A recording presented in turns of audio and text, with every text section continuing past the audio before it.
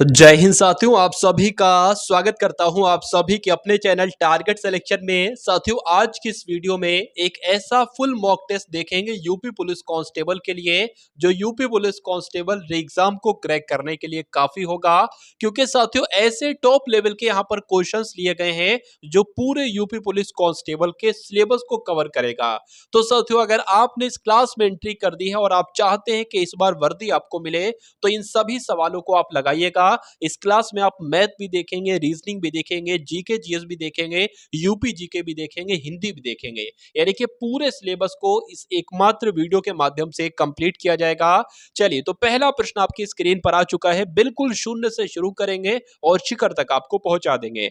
99 का फेर ये एक मुहावरा है और इसका मतलब क्या होता है? लालच में फंसना। बिल्कुल साथियों, लालच में फंसने को ही कहा जाता है भाई 99 के फेर के चक्कर में मत पड़ो। उसके बाद देखिए साथियों कि आज के वैज्ञानिक नए नए अनुसंधानों द्वारा, अब ये वाला ऑप्शन यहां पर आएगा, नए नए अनुसंधानों द्वारा हमारे जीवन को सुखमय बना रहे हैं, या नए नए आविष्कारों के द्वारा, या नए नए पदार्थों के द्वारा, या नए नए विचारों के द्वारा। तो अगर बात करें साथियों, नए नए आविष्कारों के द्वारा हमारे जीवन को सुखमय बना रहे हैं आज के वैज्ञानिक। खाली जगह में साथियों ऑप्शन नंबर बी वाला शब्द आना चाहिए। चलिए, उसके बाद देखिए साथियों, शुद्ध वाक्य चुनिए। यानी कि 4 वाक्य आपके सामने हैं और यूपी पुलिस के एग्जाम में ये क्वेश्चन बहुत पूछा जाता है कि 4 वाक्य आपके सामने दे दिए जाते हैं और कहा जाता है इसमें से शुद्ध वाक्य बताइए। तो अगर ये क्वेश्चन आ जाए शुद्ध वाक्य बताइए, तो क्या आपका राइट आंसर होगा?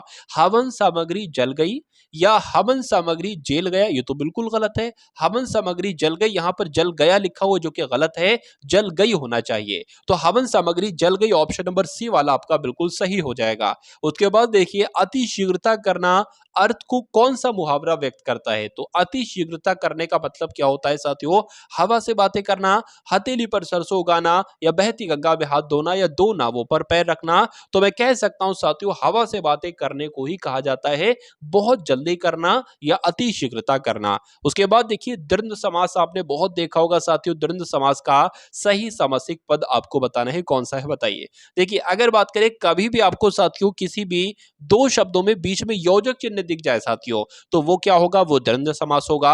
या कभी कभी योजक चिन्ह नहीं होता है साथियों, ये दोनों शब्द एक दूसरे के विलोम होते हैं, अगर ये चीज आपको दिख जाए तो वहां पर साथियों द्वंद्व समास होगा।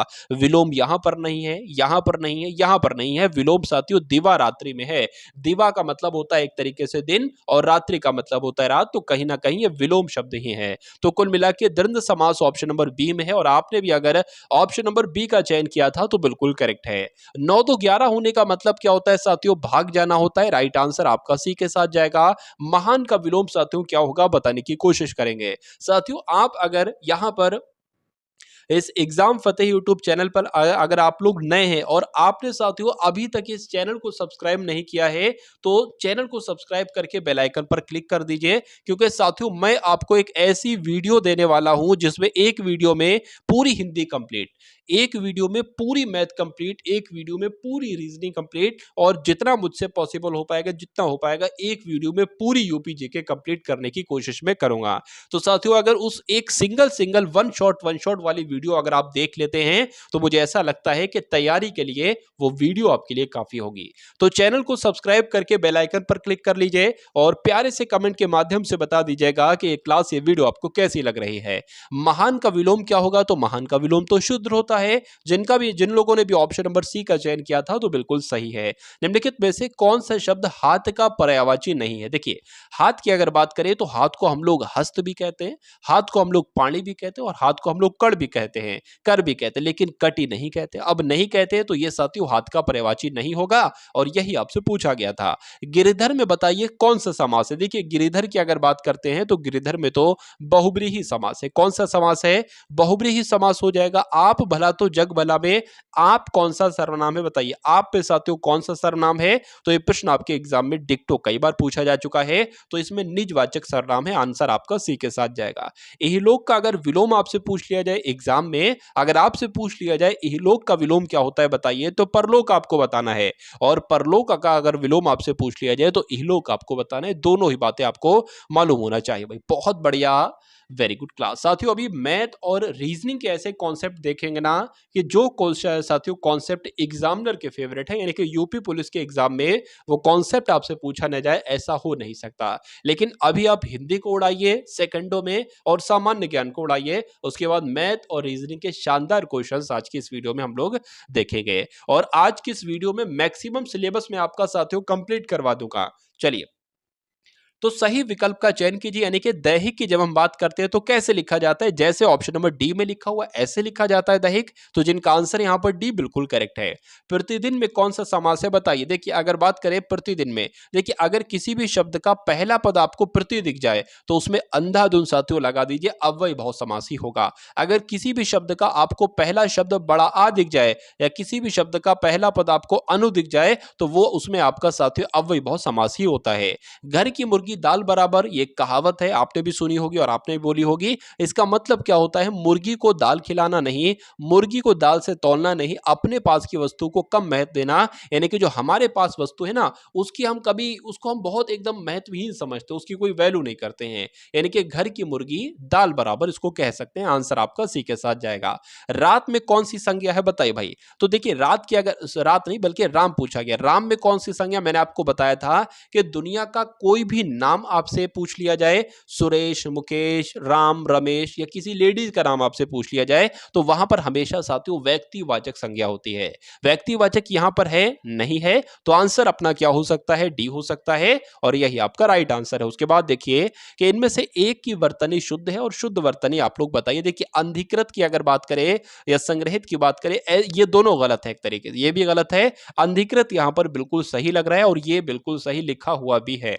अगला प्रश्न देखिए, आकाश के तारे तोड़ना, इस मुहावरे का आशय क्या है बताइए। चलिए, देखिए यूपी पुलिस कांस्टेबल का जो अभी आपका पेपर हुआ था उसके अकॉर्डिंग आपके लिए एक क्लास बनाई गई है साथियों। जैसे ही हिंदी वहां पर पूछी गई थी वैसे ही हिंदी पूछी जाएगी।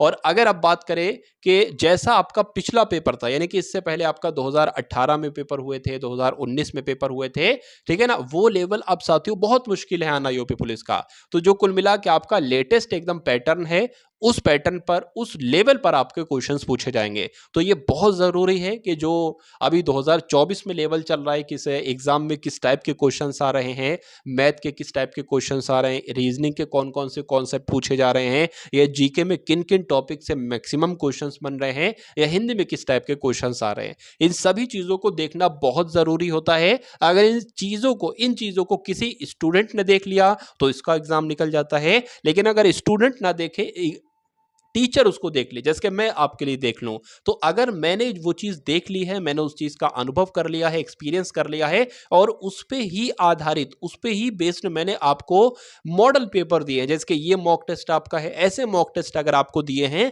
ज्यादा नहीं मैं आपसे कहूंगा, आप 7 से 8 मॉक टेस्ट अगर आप देख लेते हैं ना तो एग्जाम को क्रैक करने से कोई दुनिया की ताकत आपको साथियों नहीं रोक सकती। इसमें बिल्कुल सच्चाई है। तो एक देखिए तरीके से साथियों ट्रेंड के हिसाब से चलिए, जैसे ट्रेंड यानी कि जैसे हवा चल रही ना वैसे चलिए, जैसे ट्रेंड चल रहा है एग्जाम का उस टाइप से अगर आप चलेंगे तो एग्जाम को बहुत कम समय में आप क्रैक कर डालेंगे। वरना 2-2 साल, 3-3 साल, 4-4 साल से लोग लगे हुए हैं और आज भी वही घिसा पिटा तरीका अपनाकर पढ़ाई कर रहे हैं, उनका सिलेक्शन नहीं हो रहा है। चलिए, तो कोई दिक्कत नहीं है साथियों, चैनल से आप जुड़ जाइए, सिलेक्शन आपका बहुत आराम से करवा दिया जाएगा। आकाश के तारे तोड़ना ये एक मुहावरा है और इसका मतलब क्या होता है साथियों, असंभव को संभव बनाना, एक तरीके से कह सकते हैं आकाश के तारे तोड़ना हो सकता है। चलिए, इनमें से एक शब्द तद्भव है और तद्भव शब्द का आपको चयन करना है। देखिए मैं आपको दो बातें बताता हूं, एक तो पूछा जाता है बताइए तद्भव शब्द कौन सा है, और एक पूछा जाता है बताइए तत्सम शब्द कौन सा है। तो तद्भव शब्द वो शब्द होते हैं जिनका हम अपने जीवन में रोजमर्रा के जीवन में इस्तेमाल करते हैं, जिनको हम अक्सर बोलते रहते हैं, उनको साथियों तद्भव शब्द कहते हैं। ये मैं अपनी तरफ से बता रहा हूं, अपनी ट्रिक बता रहा हूं। तत्सम शब्द वो होते हैं जिनको हम नहीं बोलते, ना के बराबर बोलते हैं साथियों। तो इसमें हम ये 3 ऐसे शब्द हैं साथियों जिनको हम नहीं बोलते हैं लेकिन हल्दी अक्सर हम बोलते रहते हैं, तो ये आपका तद्भव हो जाएगा, बाकी सारे शब्द तत्सम हो जाएंगे। उसके बाद देखिए कि किस शब्द में उपसर्ग नहीं है बताइए। देखिए उपसर्ग की अगर बात करते हैं साथियों उपसर्ग की, तो यहां पर से अगर अप निकाल दिया जाए उपसर्ग तो वाद एक शब्द बन जाएगा। पराजय की अगर बात करें साथियों, यहां से अगर क्या निकाल दिया जाए, परा एक तरीके से निकाल जाए तो ये उपसर्ग हो जाएगा, प्रभाव में भी प्रा जाए होगा। उसके अलावा ओढ़ना एक साथियों आपका कैसा शब्द है, इसमें से कोई उपसर्ग या प्रत्यय नहीं निकल सकता, नहीं निकल सकता, तो इसमें साथियों एक तरीके से उपसर्ग नहीं है, नहीं है, तो यही आपसे पूछा गया तो यही आपका सही जवाब हो जाता भाई। बहुत बढ़िया, वेरी गुड क्लास। साथियों अगर वीडियो को अभी तक आपने लाइक ना किया हो तो वीडियो को तुरंत लाइक कर दीजिए। वीडियो को लाइक करने के अलावा उसके बाद वीडियो को अपने मित्रों के साथ शेयर कर देते हैं तो मुझे बहुत अच्छा लगेगा। इनमें से एक शब्द तत्सम में बताइए। देखिए अभी मैंने आपको तत्सम और तद्भव की ट्रिक बताई थी, उम्मीद करता हूं आपने बहुत अच्छे से समझी होगी। मैंने आपको बताया था जिन शब्दों का इस्तेमाल हम करते हैं रोजमर्रा के जीवन में वो तद्भव शब्द होते हैं, जिनका इस्तेमाल हम ना के बराबर करते हैं वो आपके तत्सम शब्द होते हैं। तो उल्लू भी बोलते हैं, घर भी इस्तेमाल करते हैं, मतलब घर शब्द का भी इस्तेमाल करते हैं बोलते हैं, या कोयल शब्द भी अक्सर बोलते रहते हैं, लेकिन घृत हम लोग नहीं बोलते हैं। तो कुल मिला के ये आपका तत्सम शब्द हो जाएगा और यही आपका सही जवाब हो जाता है। उसके बाद देखिए अर्थोपार्जन किस संधि का उदाहरण है बताइए। चलिए देखिए मैंने आपको बताया था कि किसी भी शब्द में अगर ऐसी मात्रा दिख जाए, ऐसी मात्रा दिख जाए तो उसमें आपका साथियों गुण स्वर संधि होती है, ये आप लोग ध्यान रखेंगे। और ऐसी ही मात्रा यहां पर दिख रही है तो इसमें साथियों गुण स्वर संधि हो जाएगी, जिनका भी आंसर भी बिल्कुल करेक्ट है। उसके बाद देखिए इनमें से एक संयुक्त वाक्य बताना है आपको, बताइए भाई। चलिए तो संयुक्त वाक्य की अगर बात करें ना साथियों, संयुक्त वाक्य में आपको क्या दिख सकता है, आपको अगर किसी वाक्य में और दिख जाए, या साथियों आपको किसी वाक्य में किंतु दिख जाए या परंतु दिख जाए, किंतु दिख जाए, परंतु दिख जाए, लेकिन दिख जाए, तो वो आपके संयुक्त वाक्य के ही साथियों उदाहरण होते हैं। यहां पर अगर बात करें परिश्रम करके सफलता प्राप्त करो, ऐसा कोई शब्द नहीं आया। वह मुझसे कहता है कि मेरे घर आओ, कहीं पर अगर के दिख जाए ना तो वो आपका मिश्रित वाक्य होता है। जब अतिथि विदा हुए तब हम सोने चले गए, इसमें भी ऐसा कुछ शब्द नहीं है, तो ये भी आपका संयुक्त वाक्य नहीं होगा। नाव डूब गई पर यात्रियों को बचा लिया गया। देखिए पर का मतलब क्या होता है, पर का मतलब एक तरीके से लेकिन ही तो होता है ना, ठीक है ना। नाव डूब गई लेकिन यात्रियों को बचा लिया गया, तो मैंने आपको बताया था किंतु परंतु लेकिन अगर आपको दिख जाए तो वो आपका संयुक्त वाक्य का ही उदाहरण होगा।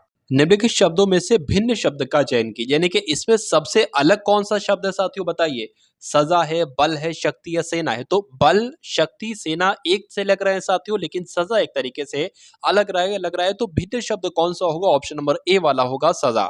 उसके बाद देखिए अगला प्रश्न आपकी स्क्रीन पर है कि नीचे एक शब्द दिया गया है जिसके 4 विकल्पों में से पर्यायवाची शब्द ज्ञात कीजिए। दामिनी की अगर बात करें तो दामिनी का क्या पर्यायवाची बनता है, तो दामिनी को तो साथियों बिजली कहा जाता है। क्या कहा जाता है, बिजली कहा जाता है। राइट आंसर आपका सी के साथ। सूखे का तत्सम रूप क्या होगा, देखिए सूखा एक तद्भव शब्द है और मैंने आपको बताया था कि जिन शब्दों का इस्तेमाल हम अपने रोजमर्रा के जीवन में करते हैं वो साथियों तद्भव होते हैं, तो सूखा एक तद्भव हो जाएगा। इसका तत्सम क्या होगा, इसका तत्सम होगा साथियों शुष्क, ठीक है ना। तो जिनका भी आंसर यहाँ पर बी है बिल्कुल करेक्ट है।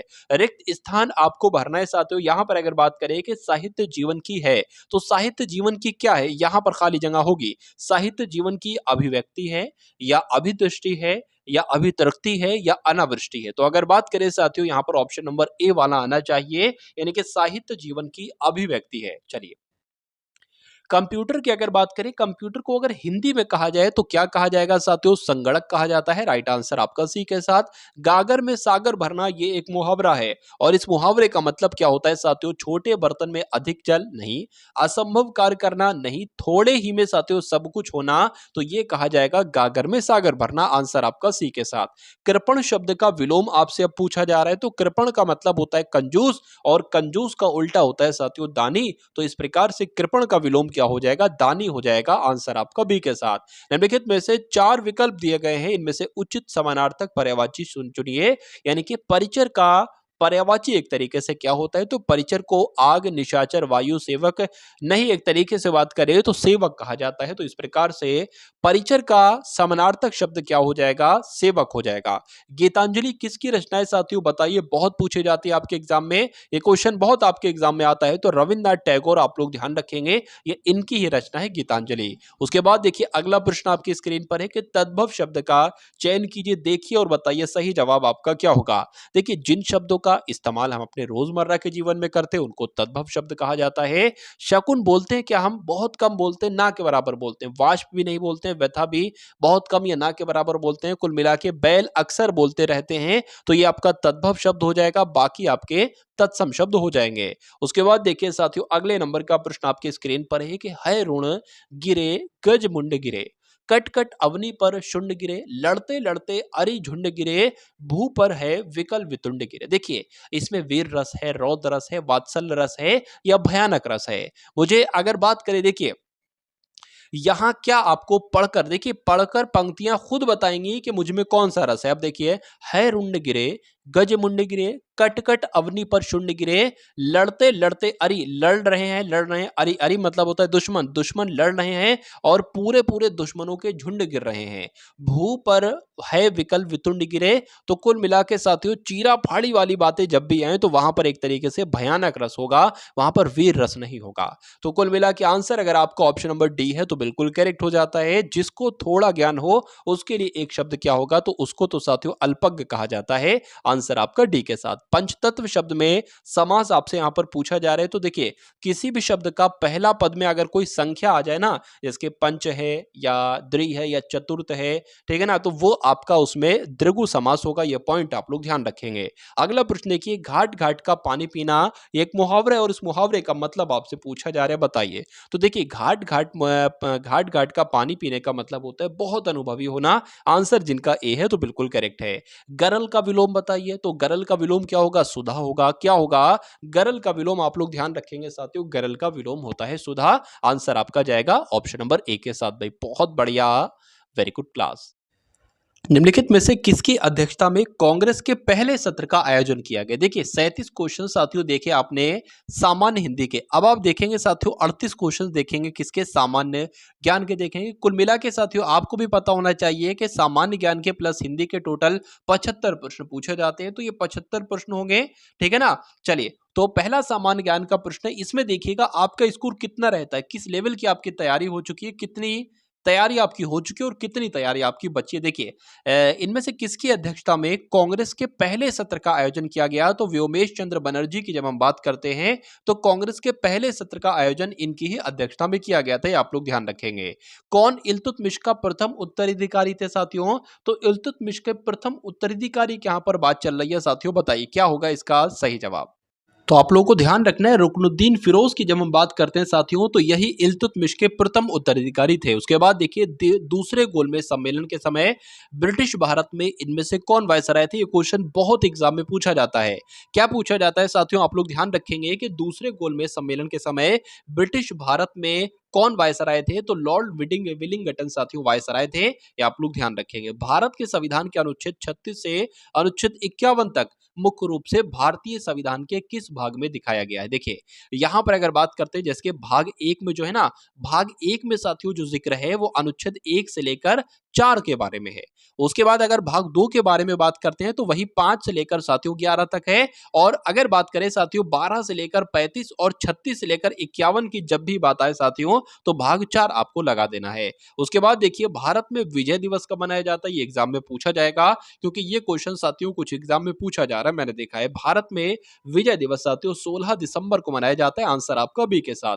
गैलिना इनमें से किस धातु का अयस्क है, बताइए। तो गैलिना इनमें से साथियों शीशे का अयस्क है। आंसर आपका जाएगा बी के साथ। उसके बाद देखिए उत्तर प्रदेश विधान परिषद में कुल कितने सदस्य हैं, तो 100 इसका राइट आंसर हो जाएगा। क्या करीबन करीबन 100 साथियों इस प्रश्न का बिल्कुल सही जवाब हो जाता है। गाजर निम्नलिखित में से पोषक तत्वों में से किसमें समृद्ध पाई जाती है, बताइए। यानी कि गाजर में जो पाया जाता है वो कौन सा विटामिन पाया जाता है, तो विटामिन ए पाया जाता है। निम्नलिखित में से जैन धर्म के 23वें तीर्थकर साथियों कौन थे, तो 24वें तीर्थकर की अगर बात करें तो महावीर स्वामी थे। 23वें तीर्थकर की अगर बात करते हैं तो पार्श्वनाथ थे साथियों। कौन थे, पार्श्वनाथ थे। आंसर आपका सी के साथ। उसके बाद देखिए फ्रीडम इन एग्जाइल ये एक पुस्तक है और इस पुस्तक के लेखक कौन है, आपसे पूछा जा रहा है साथियों, बताइए।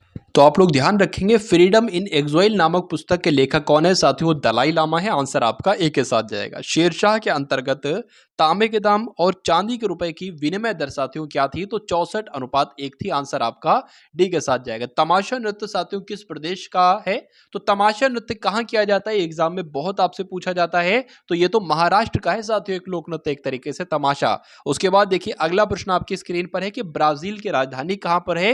देखिए बा से ही होता है ब्राजील और बा से ही होता है साथियों ब्रासीलिया, इसलिए ब्राजील की राजधानी क्या हो जाएगी, ब्राजीलिया हो जाएगी। आंसर जिनका है बी तो बिल्कुल करेक्ट है भाई, बहुत बढ़िया, वेरी गुड क्लास। चलिए उसके बाद देखिए ये क्वेश्चन भी आपका अक्सर एग्जाम में पूछा जाता है कि भारत रत्न पाने वाले पहले व्यक्ति नहीं पूछे जा रहे, पहले संगीतकार कौन थे, यानी कि ऐसे पहले संगीतकार कौन थे जिनको भारत रत्न साथियों दिया गया। तो एस एम है, अगर बात करें एम एस सुब्बा लक्ष्मी की, तो भारत रत्न पुरस्कार पाने वाले पहले संगीतकार ये थे।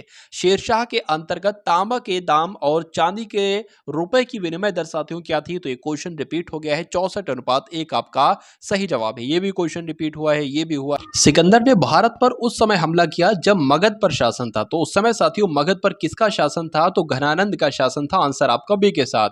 बैक हैंड शब्द किस खेल से साथियों संबंधित है, यानी कि बैक हैंड शब्द किस खेल से जुड़ा हुआ है, तो बैडमिंटन के खेल से जुड़ा है, ये आप लोग ध्यान रखेंगे। ये सभी के सभी क्वेश्चन साथियों बहुत इंपॉर्टेंट है और इसमें से कई सारे क्वेश्चन आपके एग्जाम में पूछे जाएंगे। जैसे कि आपके एग्जाम में पूछा जाएगा, पहले तो इसको देख लीजिए कि इनमें से कौन सा सुमेलित नहीं है, संगठन है और उनके मुख्यालय कहां पर है, ये लिखे हुए हैं। आपसे पूछा जा सकता है कि यूनेस्को का मुख्यालय कहां पर है, तो पेरिस में, आपको ध्यान रखना है। एक सिंगल क्वेश्चन के रूप में ये क्वेश्चन बन सकता है। यूनिसेफ का मुख्यालय कहां पर है, न्यूयॉर्क में है। और जो विश्व वन्यजीव संरक्षण कोष है ना, इसका मुख्यालय स्विट्जरलैंड के ग्लांड में है। लेकिन गैट का मुख्यालय साथियों लंदन में नहीं है। गैट का मुख्यालय कहां पर है, आप लोग ध्यान रखेंगे, जेनेवा में है। तो कौन सा साथियों सुमेलित नहीं है, डी वाला सुमेलित नहीं है और नहीं सुमेलित है, तो यही आपका बिल्कुल सही जवाब हो जाता है। भारतीय संविधान की कौन सी अनुसूची भारत की भाषाओं से संबंधित है, तो आपको मैं कई बार बता चुका हूं साथियों, जो 8वीं अनुसूची है और ये पूछा भी बहुत जाता है, ये भारत की भाषाओं से संबंधित है। आंसर आपका बी के साथ जाएगा। चलिए उसके बाद देखिए पेंच राष्ट्रीय उद्यान साथियों कहां पर है, तो ये तो मध्य प्रदेश में। ये राष्ट्रीय उद्यान नेशनल पार्क ये कहां पर है, तो ये मध्य प्रदेश में है, आपको ध्यान रखना है। उत्तर प्रदेश के किस शहर को पूर्व के मैनचेस्टर के रूप में जाना जाता है, बताइए। तो ये तो कानपुर को कहा जाता है पूर्व का मैनचेस्टर। पूर्व का मैनचेस्टर किसे कहा जाता है साथियों, कानपुर को कहा जाता है। उसके बाद देखिए संसद के ऊपरी सदन में राज्यों और केंद्र शासित प्रदेशों द्वारा सीटों के आवंटन से संबंधित कौन सी अनुसूची है, तो 5वीं अनुसूची है। ये भी साथियों आप लोग ध्यान रखेंगे। आंसर आपका जाएगा बी के साथ। संपत्ति के अधिकार की जब हम बात करते हैं, तो ये अब साथियों क्या है, तो ये अब एक विधिक अधिकार है। क्या है, संपत्ति का अधिकार एक विधिक अधिकार है, आप लोग ध्यान रखेंगे। उसके बाद देखिए कौन सा व्यक्ति हाल ही में रेलवे बोर्ड के नए अध्यक्ष बनाए गए हैं, तो जय वर्मा सिन्हा की अगर बात करते हैं ना, तो जय वर्मा सिन्हा साथियों रेलवे बोर्ड के अध्यक्ष बनाए गए हैं। इसमें से कोई सा आंसर सही नहीं है। पूसा बोल्ड किसकी प्रजाति है, ये भी आपसे पूछा जाता है साथियों। तो पूसा बोल्ड किसकी एक तरीके से प्रजाति है, देखिए और बताइए सही जवाब आपका क्या हो सकता है। तो आप लोग ध्यान रखेंगे साथियों यहाँ पर कि पूसा बोल्ड जो है वो सरसों की प्रजाति है। आंसर आपका ए के साथ। संत कबीर ने उत्तर प्रदेश के किस स्थान पर शरीर त्याग किया था, बताइए। तो कहां पर किया था, मगहर में किया था। और ये क्वेश्चन साथियों पूछा जाता है कि कबीरदास जी ने यूपी में कहां पर साथियों शरीर त्याग किया था, तो मगहर आपको बताना है। उसके बाद देखिए अगले प्रश्न का ये ऐसे पूछा जा सकता है, इनकी मृत्यु कहां पर हुई थी, तब भी आपको मगहर बताना है। शर्की शासकों द्वारा निर्मित मस्जिदें निम्नलिखित में से कहां पर हैं, तो कहां पर है साथियों, जौनपुर में, ये आपको मालूम होना चाहिए। 75 प्रश्नों तक देखेंगे और उसके बाद साथियों रीजनिंग के और मैथ के क्वेश्चंस यहां पर हम लोग देखने वाले हैं। और ये अभी साथियों जो चल रहा है ना, ये यूपी जीके के एकदम टॉप लेवल के क्वेश्चंस चल रहे हैं। देखिए उत्तर प्रदेश में खेल का सामान बनाने का सबसे बड़ा केंद्र कहां पर है, यानी कि जब हम बात करते हैं साथियों खेल की, तो आप लोग ध्यान रखेंगे कानपुर इस प्रश्न का बिल्कुल सही जवाब हो जाता है। चलिए देवा शरीफ उत्तर प्रदेश में कहां पर स्थित है, तो ये कहां पर स्थित है साथियों, आप लोग ध्यान रखेंगे बाराबंकी आपका बिल्कुल सही जवाब हो जाता है। उसके बाद देखिए उत्तर प्रदेश में जो कुशीनगर है ये किसके लिए विख्यात है, तो यहां पर तो गौतम बुद्ध को महापरिनिर्वाण प्राप्त हुआ था, इसलिए राइट आंसर आपका सी के साथ। फूलों की घाटी किस जिले में स्थित है, जो पहले उत्तर प्रदेश में थी, बताइए। तो कहां पर है साथियों, ये तो चमोली में है, राइट आंसर आपका सी के साथ। कुंभ का मेला यूपी में किस नगर में लगता है, तो यूपी के इलाहाबाद में लगता है साथियों, ये आप लोग ध्यान रखेंगे। राइट आंसर आपका जाएगा ऑप्शन नंबर ए के साथ। उसके बाद देखिए राधा स्वामी मत का मुख्य केंद्र दयालबाग उत्तर प्रदेश के किस जिले में है, तो दयालबाग की अगर बात करें ये तो वाराणसी में है। कहां पर है, वाराणसी में है साथियों, ये आप लोग ध्यान रखेंगे। राइट आंसर आपका ऑप्शन नंबर बी है। चलिए अब उसके बाद देखिए उर्दू कवि मिर्जा गालिब तथा संगीतज्ञ उस्ताद फैयाज खां का जन्म स्थल कहां पर हुआ था, बताइए। तो अगर बात करते हैं मिर्जा गालिब की, तो इनका जन्म आगरा में हुआ था, या बात करते हैं फैयाज खां की, तो इनका जन्म भी साथियों आगरा में ही हुआ था। तो अब साथियों यहाँ पर आप लोग देखिए, अब आप लोग रीजनिंग के क्वेश्चंस देखेंगे और उसके बाद साथियों मैथ के क्वेश्चंस की तरफ हम लोग बढ़ेंगे। तो रीजनिंग का पहला सवाल है साथियों, इसका सही जवाब देने की कोशिश कीजिए कि वो आरेख आपको साथियों चुनना है। प्रश्न में कहा गया है कि जो कॉलेज के छात्रों और गायकों और नर्तकों के बीच साथियों संबंध का सही निरूपण करता है। देखिए मान लेते हैं हम, ये कौन है, ये साथियों कॉलेज के छात्र हैं। ये कौन है साथियों, ये आपके कॉलेज के छात्र हो जाते हैं, ठीक है ना। उसके बाद साथियों कहा जाता है कि इसमें से गायक भी हैं, मतलब कुछ कॉलेज के छात्र जो है ना वो साथियों क्या है, वो गायक भी हैं और कुछ गायक ऐसे हैं जो कॉलेज के छात्र नहीं हैं।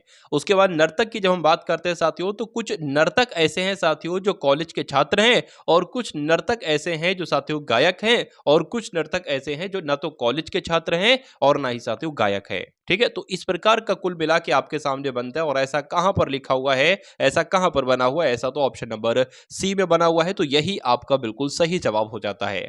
अब उसके बाद देखिए साथियों, धागे का संबंध जैसे कपड़े से है, वैसे ही तार का संबंध किससे होगा, छन्नी से, जाली से, रस्सी से या टेलीग्राफ से, बताइए। देखिए जैसे कि अगर बात करें धागों को जोड़ जोड़कर एक तरीके से धागों से ही कपड़ा बनाया जाता है, तो तार से साथियों क्या बनाया जाता है, तार से छन्नी तो बनाई जाती है, लेकिन जाली सबसे उपयुक्त इसका उत्तर होगा। ठीक है ना। चलिए, तो कुल मिला के साथियों आंसर आपका जो जाएगा वो ऑप्शन नंबर बी के साथ जाएगा। उसके बाद देखिए अगले नंबर का प्रश्न है कि कैंची का संबंध कपड़े से है, तो उसी प्रकार कौन से ऑप्शन का संबंध किससे होगा, ये आपसे पूछा जा रहा है। देखिए कैंची से हम कपड़े काटते हैं, पत्थर से क्या ग्राइडर काटा जाता है, नहीं। कुल्हाड़ी से क्या लकड़ी काटी जाती है, ये आपका सही लग रहा है। छुरी से पत्थर, बंदूक शिकार। कुल मिला के सबसे सटीक और सबसे सही जवाब जो होगा वो ऑप्शन नंबर बी के साथ जाएगा और जिनका आंसर यहां पर बी है तो बिल्कुल करेक्ट है। उसके बाद देखिए आपसे पूछा जा रहा है कि EGIK का संबंध FILO से है, तो उसी प्रकार उसी क्रम में उसी लॉजिक में FHJL का संबंध किससे होगा। तो सबसे पहले साथियों आपको लेटर पोजीशन मालूम होना चाहिए कि ए की पोजीशन 1 पर, बी की पोजीशन 2 पर, सी की पोजीशन 3 पर। इसी प्रकार से ए से लेकर जेड तक की पोजीशन आपको मालूम होना चाहिए। जैसे कि बात करें ई जो होता है वो 5 नंबर पर होता है, जी 7 नंबर पर होता है, आई 9 नंबर पर, के 11 नंबर पर, उसी प्रकार एफ 6 नंबर पर, आई 9 नंबर पर, एल 12 नंबर पर और ओ 15 नंबर पर होता है। अब देखिए यहां पर क्या लॉजिक लग रहा है। देखिए जैसे कि 5 से 6 हुआ यानी कि 1 नंबर बढ़ाया गया, 7 से 9 हुआ है 2 नंबर बढ़ा दिया गया, 9 से 12 हुआ है 3 नंबर बढ़ाया गया और 11 से 15 हुआ है 4 नंबर बढ़ाया गया। तो इसमें भी साथियों अगर 1 बढ़ाएंगे ना, एफ होता है 6 पर, 7 पर क्या आ जाएगा, जी आ जाएगा। तो जी तो एक यहां पर है, एक यहां पर है। अच्छा अंत की अगर बात करते हैं ना, अंत की, तो अंत में 4 नंबर बढ़ाए गए थे, इसमें से ये होता है 12 पर 4 नंबर बढ़ाएंगे 16, 16 पर आ जाएगा पी। तो कौन सा ऐसा ऑप्शन है जिसमें शुरू में तो है जी और अंत में है पी, तो ऐसा साथियों ऑप्शन नंबर डी वाले में है, तो यही आपका बिल्कुल सही जवाब हो जाता है। अब उसके बाद देखिए अगले नंबर का सवाल आपकी स्क्रीन पर आ चुका है, देखिए और बताइए सही जवाब क्या होगा। देखिए 371 से यहां पर क्या बन गया है, 150 बन गया। 371 से 150 बन गया है, तो 468 से साथियों क्या बनेगा, 247, 357, 246 या 345, बताइए। देखिए सबसे पहले आप ऐसा करो कि इनका और इनका डिफरेंस निकाल कर एक बार देख लो। तो 371 में से कितना घटाया जाए साथियों कि 150 आ जाए, तो 371 में से 150 घटा कर देख लो साथियों, 1 आ जाएगा, 2 आ जाएगा, 2 आ जाएगा। तो मैं कह सकता हूं 371 में से 221 जब घटाया जाता है तो 150 आता है। क्या 468 में से भी अगर 221 घटाएंगे तो यहां पर जो नंबर आएगा, अगर वो नंबर ऑप्शन में है ना, तो यही वही आपका साथियों राइट आंसर हो जाएगा।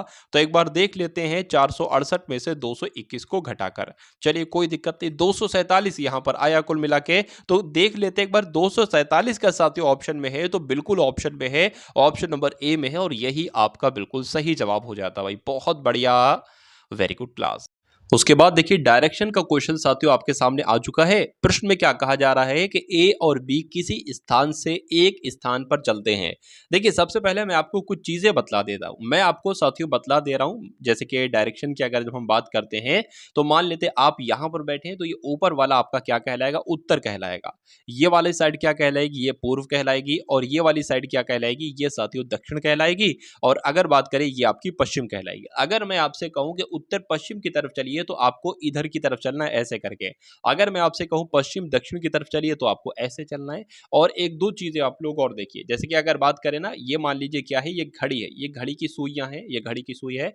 अगर दक्षिणावर्त आपसे कहे तो दक्षिणावर्त कैसे चला जाता है? जैसे घड़ी की सुइयां चलती है ना, 1 बजाती है, 2 बजाती है, 3 बजाती, 4 बजाती, 6 बजाती है, तो ये दक्षिणावर्त कहते हैं। लेकिन अगर कहा जाए साथियों वामावर्त चलिए, तो वामावर्त कैसे चला जाता है? 12 फिर 11 फिर 10, मतलब उल्टा चलता है, उल्टा घड़ी की दिशा के उल्टी में चलाना है जब आपसे वामावर्त कहा जाएगा। लेकिन जब आपसे दक्षिणावर्त कहा जाएगा तो आपको घड़ी की दिशा में चलाना है, ठीक है ना। उसके बाद एक और चीज मैं आपको बता देता हूं साथियों, चलिए इतनी बात आपको ध्यान रखना है, वो मैं आपको प्रश्न में ही बता दूंगा। देखिए, ए और बी किसी स्थान से एक स्थान एक साथ चलते हैं, मतलब दो लोग हैं, एक ए है और एक साथियों बी है, ठीक है ना। दो लोग हैं ए और बी, एक स्थान से चलते हैं। मान लीजिए वो स्थान साथियों ये है, वो स्थान ये है।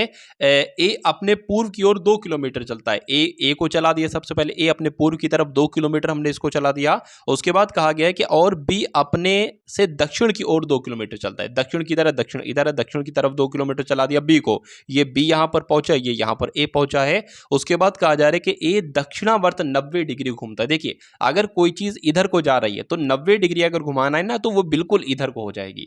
तो ऐसे ये इधर को जा रही है ना, 90 डिग्री का है दक्षिणावर्त, यानी कि घड़ी की दिशा में, तो इधर हमने चला दिया। और कितना घूमता है साथियों? 2 किलोमीटर चलता है, तो 2 किलोमीटर हमने यहां पर इसको चला दिया। चलिए, 2 किलोमीटर हमने यहां पर चला दिया इसको, चलिए, तो यहां तक आएगा। चलिए, उसके बाद कहा गया है कि बी वामावर्त, ठीक है, बी की अगर बात करते हैं, वामावर्त 90 डिग्री बाएं घूमता है, ठीक है ना। तो बी की अगर बात करते हैं साथियों, वामावर्त की यहां पर बात की गई है, तो मैंने आपको बताया था वामावर्त कहेगा तो घड़ी की विपरीत दिशा में चलाना है, यानी कि 90, घड़ी को अब इधर आ रहा है ना, तो घड़ी को अब इधर चलाना है, ठीक है। 2 किलोमीटर इसको भी चला दिए, क्योंकि कहा जा रहा है 2 किलोमीटर चलाना है। तो अब मैं कह सकता हूं कि ए बी कहीं यहां पर होगा और ए कहीं यहां पर होगा, ठीक है। उसके बाद पूछा क्या जा रहा है, देख लीजिए कि वे आरंभिक स्थान से कहां होंगे। आरंभिक स्थान तो उनका ये है, और ए यहां पर पहुंच गया है, बी यहां पर पहुंच गया है, तो ये क्या इनकी दिशा होगी? देखिए, एक ऐसी बात मैंने आपको बताई थी कि ये होता है उत्तर, ये होता है पश्चिम, ये होता है साथियों दक्षिण, और ये क्या होता है? ये आपका होता है पूर्व। तो आरंभिक स्थान ये है, आरंभिक स्थान से ए और बी किस दिशा में है? अरे भाई, पूर्व और दक्षिण में ही तो है, पूर्व और दक्षिण में ही तो है। तो पूर्व और दक्षिण साथियों के ऐसा कहीं पर लिखा हुआ है, पूर्व और दक्षिण कहां पर लिखा हुआ है? पूर्व दक्षिण कह लो या दक्षिण पूर्व कह लो, एक ही बात है। यानी कि दोनों लोग जो है, ए भी है दक्षिण पूर्व की तरफ और बी भी है दक्षिण पूर्व की तरफ। तो आंसर अगर आपका भी ऑप्शन नंबर ए है तो बिल्कुल करेक्ट भाई, बहुत बढ़िया, वेरी गुड क्लास। अब उसके बाद देखिए साथियों, अगले नंबर का प्रश्न आपकी स्क्रीन पर है कि एक कथन दिया गया है जिसके आगे दो निष्कर्ष हैं, 1 और 2। अब आपको विचार करना है कि कथन सत्य है, मतलब कौन सा कथन सत्य है, ठीक है। चाहे वे सामान्यतः ज्ञात तत्वों से भिन्न प्रतीत हो, आपको निर्णय करना है कि दिए गए कथन में से निश्चित रूप से कौन सा सही निष्कर्ष निकाला जा सकता है। चलिए, तो कुल मिला के अपने उत्तर को निर्दिष्ट कीजिए। तो कुल मिला के प्रश्न आपका यहां से शुरू होता है, ये जो कथन आपका लिखा है ना, कथन आपका लिखा है, प्रश्न आपका यहां से शुरू होता है। यहां पर अगर बात करें साथियों, लिखा हुआ है कि शिशु पालन, मतलब बच्चे का लालन पालन एक कला है। युवा माता पिता को शिशु पालन की रीतियों में प्रशिक्षण की जरूरत है। क्या उनको ट्रेनिंग दी जानी चाहिए शिशु पालन की? अब निष्कर्ष देखिए, और देखिए कौन सा निष्कर्ष मजबूत है और कौन सा निष्कर्ष मजबूत नहीं है। देखिए, आजकल युवा माता पिता को शिशु पालन का कोई ज्ञान नहीं है। मतलब युवा माता पिता का अगर कोई शिशु हो जाता है, तो क्या वो उनका लालन पालन नहीं कर पाएंगे? उनको उसका कोई ज्ञान नहीं, ऐसा तो नहीं है। थोड़ा बहुत तो ज्ञान होगा। कुछ युवा माता पिता को पूरा ज्ञान होगा शिशु पालन का, कुछ को कम होगा। लेकिन यहां पर तो ये कहा जा रहा है कि आजकल युवा माता पिता को शिशु पालन का कोई भी ज्ञान नहीं है, तो ये तो साथियों सरासर गलत हो जाएगा। उसके बाद दूसरा वाला निष्कर्ष कहता है कि प्रशिक्षण से युवा दंपत्ति बेहतर माता पिता बन सकते हैं। बिल्कुल साथियों, अगर उनको थोड़ा बहुत ज्ञान है ना, तो अगर उनको प्रशिक्षण दिया जाए, ट्रेनिंग दी जाए, ठीक है, शिशु पालन की, तो वो बेहतर माता पिता बन सकते हैं। ये बिल्कुल सही है साथियों। तो कुल मिला के दूसरा वाला निष्कर्ष आपका बिल्कुल सही निकलता है। और ऐसा कौन से ऑप्शन में साथियों लिखा हुआ है? ऐसा ऑप्शन नंबर बी में लिखा हुआ है, तो यही आपका बिल्कुल सही जवाब हो जाता है। उसके बाद देखिए, अगले नंबर का प्रश्न आपकी स्क्रीन पर है, देखिए और बताइए सही जवाब आपका क्या हो सकता है। यहां पर साथियों, जब हम बात करते हैं कि दी गई आकृति में वृत्त लड़कों को प्रतिनिधित्व करता है, यानी कि ये जो वृत्त है ना, वृत्त, इसकी जब हम बात करते हैं तो ये इसको ऊपर कर लेता हूं, वृत्त जो है ना वो लड़कों का प्रतिनिधित्व करता है। वृत्त की जब हम बात करते हैं, अच्छा देख लीजिए, वृत्त आपका जो है वो लड़कों को, और त्रिभुज की जब हम बात करते हैं तो ये साथियों खिलाड़ियों को, ठीक है ना, तो खिलाड़ियों को शॉर्ट में लिख देते हैं। उसके बाद वर्ग जो है, वर्ग ये साथियों ग्रामीण खिलाड़ियों को, क्या ये ग्रामीण खिलाड़ियों को प्रतिनिधित्व करता है? कौन सा भाग ग्रामीण खिलाड़ियों का प्रतिनिधित्व करता है? तो कौन सा भाग ग्रामीण खिलाड़ियों का प्रतिनिधित्व करता है, ये आपसे कुल मिलाकर पूछा जा रहा है, बताइए। चलिए, तो कौन सा ऐसा लेटर होगा? यहाँ पर अगर बात करें साथियों खिलाड़ियों यहाँ पर लिख दीजिए, यहाँ पर खिलाड़ियों थोड़ी नहीं, यहाँ पर क्या आएगा साथियों, एक सेकेंड, यहाँ पर लड़के आ जाएगा, ठीक है, क्योंकि व्रत की जब हम बात करते हैं, व्रत आपका लड़कों को प्रदर्शित कर रहा था और ये आपका किसको कर रहा था, देख लेते हैं एक बार। वर्ग की जब हम बात करते हैं तो ये ग्रामीणों का प्रतिनिधित्व करता था, और त्रिभुज की जब हम बात करते हैं तो ये खिलाड़ियों की बात करता था। तो अब इसमें ऐसा देखना है कि जो साथियों ग्रामीण भी हो, यानी कि ग्रामीण भी हो, और जो खिलाड़ी भी हो, और जो लड़का भी हो, तो इसमें तो एक ऐसा लेटर डी ही आ रहा है जो खिलाड़ी भी है, जो लड़का भी है, जो ग्रामीण भी है। तो डी क्या कहीं ऑप्शन में है साथियों? बिल्कुल ऑप्शन में है, ऑप्शन नंबर सी में है, और यही आपका साथियों बिल्कुल सही जवाब हो जाता है। उसके बाद देखिए साथियों, अगले नंबर का सवाल आपके स्क्रीन पर है। कथन में साथियों कहा जा रहा है कि भारत एक लोकतंत्रात्मक देश है। कारण आपको बताना है कि लोकतंत्रात्मक देश क्यों है। क्योंकि भारत में प्रत्येक राज्य के पास अपना अलग संविधान है। इसकी ये वजह होगी कि ऐसा है क्या साथियों, हर राज्य के पास अलग संविधान है? ऐसा तो नहीं है, इसमें से एक ही सही होगा।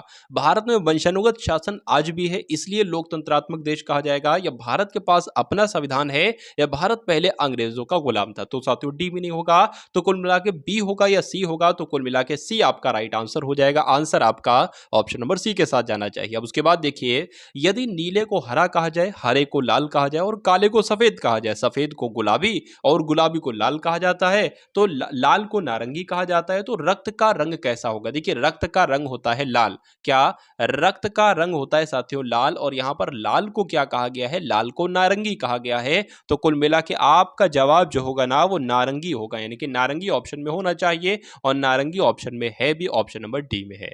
उसके बाद देखिए अगला प्रश्न आपकी स्क्रीन पर है। अब आपके सामने साथियों देखिए, प्रैक्टिस के लिए मैथ के और रीजनिंग के मैं आपके लिए 10-10 क्वेश्चंस लाया था। इनमें आपको मालूम पड़ जाएगा कि लेवल आपका क्या है, और 10-10 क्वेश्चन से ज्यादा अगर लाऊंगा तो वीडियो काफी लंबी हो जाएगी। लेकिन अब आने वाले मॉक टेस्ट में आप 150 क्वेश्चन देखेंगे, पूरे 150 क्वेश्चन, यानी कि रीजनिंग के पूरे 55 क्वेश्चन, मैथ के पूरे 20 क्वेश्चन, हिंदी के पूरे 37 क्वेश्चन, और जीके जीएस यूपी जीके के पूरे 38 क्वेश्चन। कुल मिला के साथियों 150 क्वेश्चन में से आपका स्कोर अगर साथियों 95 के आसपास आता है, तो मैं मानूंगा कि कट ऑफ में साथियों आप है, सिलेक्शन आपका बहुत आराम से हो जाएगा। तो उस मॉक टेस्ट को आप लोग जरूर लगाइएगा। चलिए देखिए, मैथ का पहला सवाल है। यहाँ पर अगर बात करें, दो बड़ी बड़ी संख्याएं आपको दे दी जाए, जैसे 595 है, 252 है, और पूछा जाए कि इनका HCF क्या होगा, यानी कि इनका महत्तम समापवर्तक क्या होगा, इनका माजा क्या होगा, 1 होगा, 7 होगा, 11 होगा, 17 होगा। मुझे ये बताइए क्या 17 से ये कटेगा? नहीं कटेगा,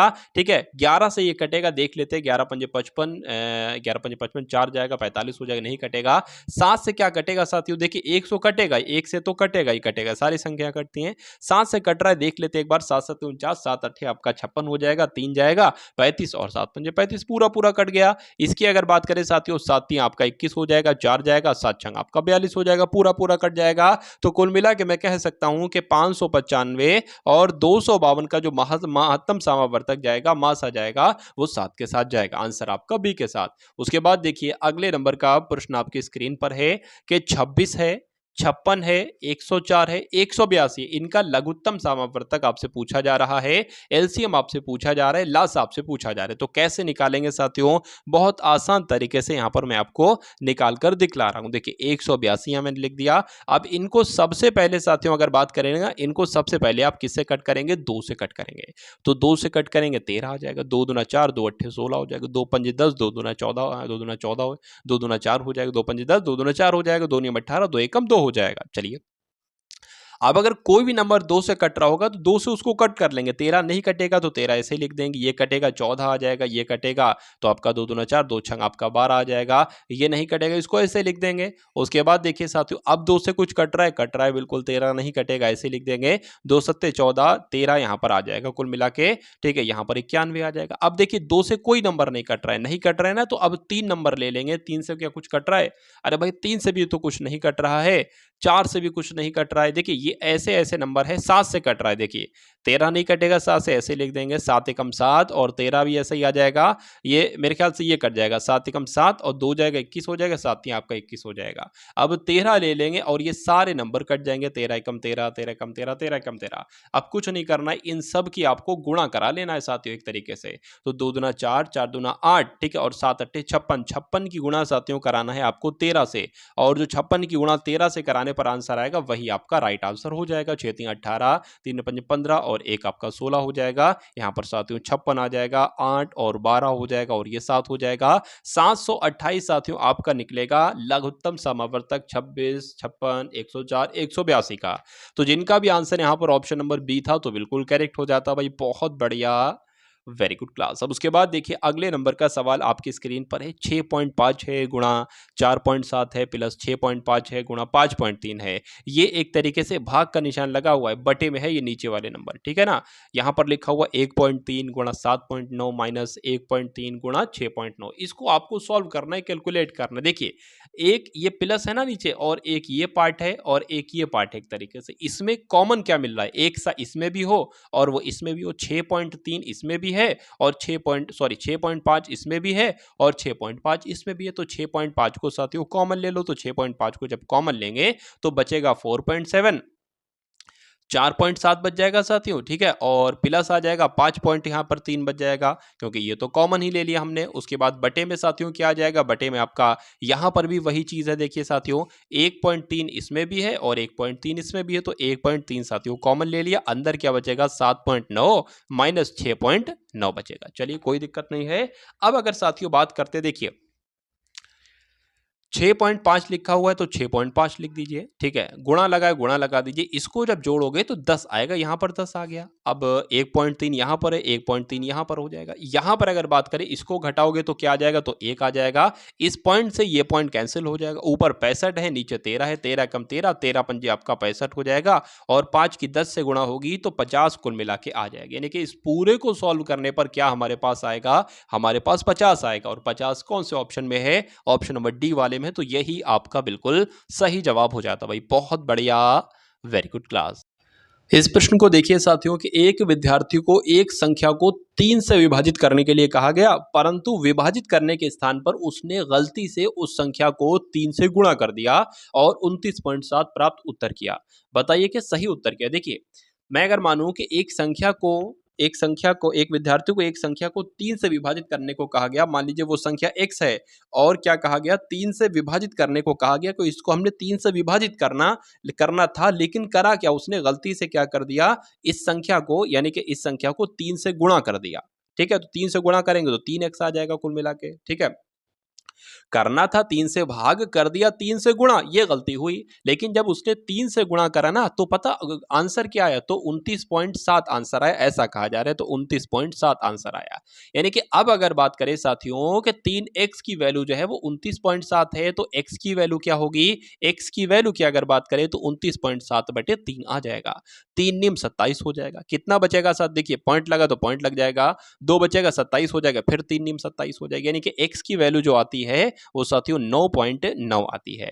अब अगर बात करें, पूछा गया था बताइए सही उत्तर क्या है। यानी कि अगर हम इस संख्या x, देखिए x क्या, एक संख्या क्या मिली, 9.9 मिली। यानी कि उस रियल संख्या का अगर हम 3 से ही भाग कराते, 3 से गुणा ना कराते, तो सही उत्तर क्या होता, ये आपसे पूछा जा रहा है। 3 की अगर बात करें, 3 तिया 9 और 3 तिया 9, यानी कि 3.3 साथियों सही उत्तर होता। और 3.3 कौन से ऑप्शन में है, तो ऑप्शन नंबर ए वाले में, यही आपका बिल्कुल सही जवाब हो जाता भाई। बहुत बढ़िया, वेरी गुड क्लास। साथियों एग्जाम को क्रैक करना आपके लिए ऐसा बना दूंगा कि बिल्कुल चुटकियों का खेल आपके लिए बना दूंगा। लेकिन आपको डेली पढ़ाई करना है। जो भी साथियों इस चैनल के माध्यम से आपको क्लासेस दी जाए, वीडियोस दी जाए, उनको अगर आप देख लेते हैं तो मेरा मानना है साथियों इन चारों पांचों विषयों में आप एकदम निपुण हो जाओगे, आप एकदम एक्सपर्ट हो जाओगे। और आपका कोई सानी नहीं होगा, ये समझ लीजिए। यानी कि कोई ऐसा नहीं होगा जो आपको पछाड़ दे। आप लिस्ट में सबसे आगे हो जाओगे, सबसे अगला नंबर साथियों आपका होगा और एग्जाम आपका बहुत आसानी से क्रैक हो जाएगा और एक तरीके से रैंकर्स की श्रेणी में साथियों आप गिने जाओगे। चलिए कट ऑफ की चिंता होगी नहीं, क्योंकि मैं ये देखता हूं कि एग्जाम देकर बच्चा जब आता है तो उसके मन में संशय रहता है कि मेरा नाम कट ऑफ में आएगा या नहीं आएगा। अरे भाई ऐसी तैयारी करो, जब एग्जाम देकर वापस निकलो तो कहीं पर लिख दो कि मेरा सिलेक्शन हो गया। क्योंकि बच्चे को एग्जाम में ही पता चल जाता है, एग्जाम देकर एग्जाम हॉल में ही मालूम पड़ जाता है कि उसके सामने जो क्वेश्चंस आ रहे हैं, कि उसको 100% 100 तरीके से आते हैं, मतलब 100% उसको क्वेश्चंस आते हैं, उसको मालूम पड़ जाता है वहीं, ठीक है। लेकिन जिसको संशय होता है, जिसको दिक्कत लगती है, फिर वो आकर घर में भैया कट ऑफ ही देखता है कि मेरा नाम आ भी पाएगा या मेरा नाम नहीं आ पाएगा। तो वो टेंशन ना पालिएगा कट ऑफ की, कि हर रोज कट ऑफ की वीडियो देख रहे हैं। अभी तक साथियों मैंने नहीं कट ऑफ बनाई है, ठीक है, अगर बात करें जो भी एग्जाम हुए, मैं कट ऑफ नहीं बनाता हूँ। क्यों नहीं बनाता हूँ? मैं इसलिए नहीं बनाता हूँ क्योंकि बच्चे को ये होना ही नहीं चाहिए कि कट ऑफ देखना है। अरे बच्चा अपना एग्जाम दे, अपनी परीक्षा दे 100% मेहनत के साथ, और उसके मन में ये डर हो ना कि मेरा कट ऑफ में नाम आएगा नहीं आएगा। वो तो ये इतना अच्छा उसको पेपर करना चाहिए कि 100 टॉप 100 बच्चों में मेरा नंबर आएगा। खैर, तो तैयारी आपकी कीजिए, अभी थोड़ा सा समय है, आप लोग यूपी पुलिस की तैयारी साथियों कर लीजिए, और एक तरीके से वर्दी 2024 में आपको मिल जाना चाहिए मेरे हिसाब से। अब अगले नंबर का सवाल देखिए साथियों, कि निम्नलिखित प्रश्न में प्रश्नवाचक चिन्ह की जगह पर क्या आएगा? तो 5852 है, यहां पर साथियों भाग है, एक तरीके से क्या है, ये आपका भाग है, तो भाग 28 है, गुणा आपका प्रश्नवाचक चिन्ह है माइनस 1653 है, बराबर 1064 है। तो देखिए सबसे पहले भाग सॉल्व करते हैं ना, तो भाग को साथियों सबसे पहले सॉल्व कर लीजिए। 5800 यहाँ पर कुल मिलाकर 52 है, और 28 से इसको भाग करना है, तो 2 से कट करेंगे 14 आ जाएगा, 2 से इसको कट करेंगे साथियों 2 दूना 4, 2 नीम 18, 2 दूना 4, 2 छंग 12 आ जाएगा। 7 से कट करेंगे 7 दूना 14 आ जाएगा, 7 अट्ठे 7 तियां कितने हो जाएंगे, 7 तियां 21, 7 चौक 28 हो जाएंगे, 7 चौक 28 हो जाएंगे, एक जाएगा, 7 एकम 7 हो जाएगा, यहाँ पर 5 आ जाएगा, 7 अट्ठे आपका 56 हो जाएगा, 2 से कट करेंगे साथियों 2 दूना 4 हो जाएगा, और 2 नीम 18 हो जाएगा। कुल मिला के साथ तो इस पूरे की जगह पर क्या आएगा पता, 209 आएगा। 209 गुणा प्रश्नवाचक चिन्ह माइनस 1653 बराबर 1064 आ जाएगा। अब देखिए 209 यहां पर लिखा हुआ है, गुणा प्रश्नवाचक चिन्ह लगा हुआ है। अब अगर बात करें ये बराबर के इधर है और ये माइनस का है, ये बराबर के उधर जाएगा तो प्लस का हो जाएगा, यानी कि 1064 प्लस 1653 आपका ये हो जाएगा। अब इनको जोड़ लीजिए साथियों, इनको जब हम जोड़ेंगे तो 3 और 4 7 आ जाएगा, 5 और 6 11 आ जाएगा, एक हासिल का लग जाएगा, ये 7 आपका हो जाएगा, और यहाँ पर साथियों 2 आ जाएगा। अब देखिए क्या होता है, देखिए 209 गुणा प्रश्नवाचक चिन्ह बराबर 2717 है, तो ये इसके भाग में आ जाएगा, क्या ये इसके साथियों भाग में आ जाएगा, और यहाँ पर आ जाएगा प्रश्नवाचक चिन्ह। अब बस इसको सॉल्व करना है और आंसर आपका आपके सामने आ जाएगा। तो इसको साथियों एक बार सॉल्व कर लीजिए, देख लीजिए साथियों क्या आपका जो है वो आंसर आता है। देखिए यहाँ पर 1 से जाएगा ना, 209 एकम 209, तो 209 आ गया, यहाँ पर ये 11 मान लेते हैं, तो यहाँ पर 2 जाएगा, अब ये 26 बच गया, तो 26 में से 20 जाएगा, 6 बचेगा, यहाँ पर 7 लिख दीजिए। 209 की किससे गुणा कराएं कि 627 आ जाए, तो मेरे हिसाब से 3 से गुणा कराना चाहिए, तो 3 से गुणा कराएंगे तो 3 नीम 27 हो जाएगा, 27 पूरा पूरा आ जाएगा, और 3 दूना 6 आ जाएगा, पूरा पूरा, ये तो भाई पूरा पूरा कट गया, तो कुल मिला के 13 आपका आंसर आएगा, और 13 ऑप्शन नंबर बी में है। तो जिनका भी आंसर यहाँ पर बी है तो बिल्कुल करेक्ट भाई, बहुत बढ़िया, वेरी गुड क्लास। तो यहाँ पर अगर बात करें, यदि 1440 को 2 भागों में इस तरह बांटा जाता है कि एक भाग दूसरे भाग का 7/9 है, तो छोटा भाग क्या होगा? यानी कि 1440 का एक भाग है 7 और एक भाग है 9, तो कुल मिला के साथियों अगर बात करें, इसको छोटा भाग आपसे पूछा जा रहा है, कोई दिक्कत नहीं है, छोटा भाग साथियों 9 7 है ना। तो सबसे पहले इस टाइप के क्वेश्चन को करने के लिए क्या करेंगे, 1440 लिख लेंगे, हमें कौन सा भाग निकालना है, यानी कि ये कहा जा रहा है कि एक भाग अगर 7 है, दूसरा भाग 9 है, तो 7 वाला भाग हमें निकालना है, छोटा भाग निकालना है ना, तो कुल मिला के 7 यहां पर लिखेंगे, और बटे में इन दोनों का टोटल लिख देंगे। 9 और 7 कितना होता है, 16 होता है। तो अगर बात करते हैं 16 एकम 16, 16 नीम आपका हो जाएगा 144, जीरो आ जाएगा, 7 नीम आपका कितना हो जाएगा, 63 हो जाएगा, और जीरो का जीरो लग जाएगा, कुल मिला के 630 आपका राइट आंसर आएगा, जो कि ऑप्शन नंबर बी में है। अब उसके बाद देखिए अगले नंबर का प्रश्न आपकी स्क्रीन पर है, यदि एक आदमी अपनी आधी यात्रा जो करता है वो 6 किलोमीटर प्रति घंटा की स्पीड से करता है, और जो बाकी की यात्रा है, शेष यात्रा है, वो 3 किलोमीटर प्रति घंटा की स्पीड से तय करता है, बताइए पूरी यात्रा की उसकी औसत गति क्या होगी। देखिए औसत गति का एक सूत्र होता है, वो मैं आपको बता देता हूं, 2xy बटे x प्लस वाई, यानी कि x क्या है, पहली गति है, पहली चाल है 6 है, दूसरी गति क्या है y, यानी कि y क्या है 3 है, तो कोई दिक्कत नहीं है साथियों, 2 गुणा 6 गुणा 3 आ जाएगा, और नीचे क्या आ जाएगा, 6 प्लस 3 आ जाएगा आपका, यानी कि 6 तियां 18, 18 दूना आपका 36 आ जाएगा, और यहाँ पर आपका 9 आ जाएगा, यानी कि 9 कम 9, 9 2 18, 9 से 7 9 चौको आपका 36 हो जाएगा। तो कुल मिला के औसत गति जो उसकी बनेगी वो 4 किलोमीटर प्रति घंटा की स्पीड से बनेगी, जो कि ऑप्शन नंबर ए में है, और यही आपका बिल्कुल सही जवाब हो जाता है। अब उसके बाद देखिए अगले नंबर का सवाल आपकी स्क्रीन पर है, और आपसे पूछा जा रहा है कि एक निश्चित संख्या का, मान लीजिए वो संख्या x मान लेते हैं, यानी कि x का 4/7वां भाग जो है ना, वो कितना है साथियों, वो 64 है, तो बताइए उस संख्या की आधी संख्या कितनी होगी, यानी कि पहले वो संख्या निकाल लीजिए, उसकी आधी संख्या कर देंगे। तो किसी संख्या, यानी कि इस संख्या का लिखा है, यानी कि गुणा आ जाएगा, इस संख्या का यानी कि x का 4/7वां भाग जो है ना वो कितना है, वो 64 है साथियों। चलिए वो 64 है। अब क्या आ जाएगा साथियों, इस 7 की गुणा इससे हो जाएगी, यानी कि 64 गुणा 7 आ जाएगा, और इस 4 की भाग साथियों किससे हो जाएगी, 64 से हो जाएगी।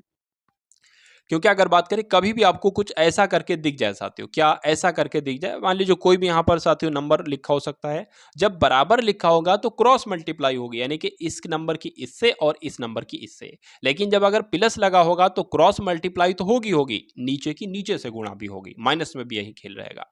देखिए 4 की अगर बात करें तो 4 एकम 4 हो जाएगा, 4 पंच 20, 4 छंग आपका 24 हो जाएगा। ठीक है ना, इतनी सी बात साथियों आपको समझ में आ गई है। 4 एकम 4, 4 पंच 20, 4 छंग आपका 24 हो जाएगा। तो कुल मिला के अब आपके सामने जो आ गया है साथियों, वो कितना आ गया है, वो एक तरीके से x का मान आ गया है 16 गुणा 7, यानी कि ये तो वो संख्या हो जाएगी, ये वो संख्या हो जाएगी साथियों। इसकी आधी संख्या पूछी गई थी तो इसकी 2 से गुणा करा दो, आधी निकल जाएगी, 2 अट्ठे 16 हो जाएगी, यानी कि 8 सत्ते कितना हो जाएगा साथियों, 56 हो जाएगा, और 56 ही आपका बिल्कुल सही जवाब हो जाएगा भाई। बहुत बढ़िया, वेरी गुड क्लास। अब उसके बाद देखिए अगले नंबर का सवाल आपके स्क्रीन पर है। रवि और जय की वर्तमान आयु का अनुपात 3:2 है, यानी कि रवि और जय दो लोग हैं। अगर इसकी आयु 3 है तो जय की आयु 2 होगी। ऐसे भी कह सकते हैं रवि की आयु अगर 30 है तो जय की आयु 20 होगी। उसके बाद कहा गया है कि यदि 4 वर्ष पहले रवि की आयु में जय से 6 वर्ष बड़ा था, मतलब 4 वर्ष पहले की बात की जा रही है कि रवि जो था ना ये जय से 6 वर्ष बड़ा था। अरे भैया जब 4 वर्ष पहले रवि जय से 6 वर्ष बड़ा था तो आज भी रवि जो है वो जय से 6 वर्ष बड़ा भी होगा। और 100 वर्ष बाद की अगर बात करते हैं या 50 वर्ष बाद की बात करें तो 50 वर्ष बाद भी रवि जय से 6 वर्ष बड़ा होगा। यानी कि इन दोनों का जो मसला निकलता है साथियों वो कितना निकलता है, वो 6 का निकलता है। यानी कि अगर बात करें जैसे 3x माइनस 2x की अगर बात करें तो 6 निकलेगा, यानी कि x बराबर क्या निकलेगा, 6 निकलेगा। तो अगर हम 3x इसको मान लेते हैं और 2x इसको मान लेते हैं तो ये तो हमें आयु मिल जाएगी। इसकी हो जाएगी साथियों 12 वर्ष और इसकी आयु हो जाएगी कितनी, 18 वर्ष। तो बताइए कि अब जय की आयु कितनी है, तो जय तो ये था, जय की आयु 12 वर्ष निकली। तो कुल मिला के 12 वर्ष आपका बिल्कुल सही और बिल्कुल सटीक जवाब हो जाता है। अब उसके बाद देखिए 81/169 की पावर 1/2 का मान क्या होगा। देखिए सही तरीके से सवाल लिखा नहीं है, मैं आपको लिखकर दिखा देता हूं। देखिए 81/169 है और पावर है साथियों 1/2, और पावर माइनस में लगी हुई है 1/2। देखिए अब यहां पर साथियों क्या करेंगे, एक बार देखिए पावर कभी भी अगर माइनस में लिखी हो ना उसको प्लस में बनाने के लिए क्या करेंगे, इन नंबर को ऊपर नीचे करा दो। जैसे कि 81/169 है ना, 169/81 कर दो, तो 169/81 कर दिया। अब पावर क्या आ जाएगी, अब पावर साथियों माइनस की जगह प्लस में आ जाएगी। अब दूसरी बात सुनिए कि अगर कभी भी साथियों ये पावर ऐसी लिखी हो 1/2, तो इसका मतलब होता है कि ये नंबर किसी संख्या का स्क्वायर है और ये नंबर भी किसी संख्या का स्क्वायर है। सिंपल सा कुछ नहीं करना है, ये जिस नंबर का स्क्वायर है साथियों वो नंबर लिख दो, और ये नंबर जिस नंबर का स्क्वायर है वो नंबर लिख दो, खेल खत्म। यानी कि 13/9 आपका आ जाएगा, और इस पावर को भूल जाइए। ये काम कर दिया ना तो ये पावर खत्म होगी। तो 13/9 साथियों कौन से ऑप्शन में है, ये तो ऑप्शन नंबर डी में है, और यही आपका बिल्कुल सही और बिल्कुल सटीक जवाब हो जाता है भाई। बहुत बढ़िया, वेरी गुड क्लास। तो ये यूपी पुलिस का एक तरीके से मॉक टेस्ट आपको कैसा लगा, जिसमें 37 क्वेश्चन हिंदी के देखे, 38 क्वेश्चन सामान्य ज्ञान के, 10 क्वेश्चन साथियों रीजनिंग मैथ के आपने देखे। तो कुल मिला के साथियों जैसा भी लगा एक बार कमेंट सेक्शन में जरूर बताइएगा कि ये क्लास आपको कैसी लगी, और एक निःशुल्क प्लेलिस्ट मैं आपको दे रहा हूं। अगर उसको साथियों पूरा आप कंप्लीट कर लेते हैं तो ये समझ लीजिए यूपी पुलिस कांस्टेबल का जो सिलेबस है वो आपकी मुट्ठी में हो जाएगा। प्रश्न आपका फिर बाहर नहीं निकल पाएगा। मैथ का पूरा कॉन्सेप्ट, रीजनिंग का पूरा concept, GK GS UP GK Hindi पूरा कॉन्सेप्ट, यानी कि पूरा सिलेबस अगर मुट्ठी में करना चाहते हैं तो उस पूरी प्लेलिस्ट को रगड़ डालिए, अपने मनोमस्तिष्क में स्टोर कर लीजिए। उस पूरी प्लेलिस्ट का मैंने आपको लिंक डिस्क्रिप्शन में दे दिया है, जाइए और एक एक वीडियो करके सारी वीडियो देख डालिए, भले ही डबल स्पीड में आपको देखना पड़े। इस वीडियो को अगर आप शेयर कर देते हैं तो मुझे दिल से बहुत अच्छा लगेगा। वीडियो को लाइक कीजिएगा, चैनल पर नए हैं तो सब्सक्राइब कीजिएगा, और एक प्यार भरा कमेंट कीजिएगा जिसको मैं बाद में पढ़ूं तो मुझे काफी कुछ अच्छा लगे। तो मिलते हैं हम सभी लोग आने वाली वीडियो में। जय हिंद साथियों।